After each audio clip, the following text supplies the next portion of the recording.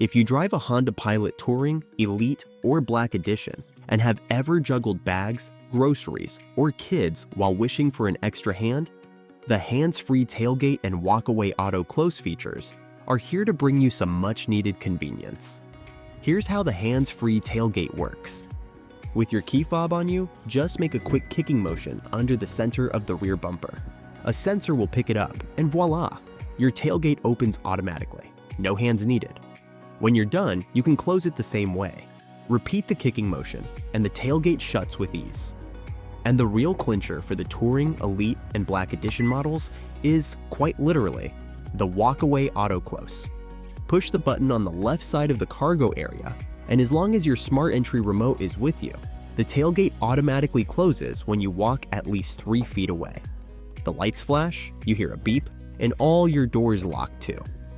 Pro tip: the height of your tailgate is adjustable. Open it to your desired height, then press and hold the close button until you hear a couple beeps. That's it. The perfect height will be set for the next time. Subscribe for more content like this.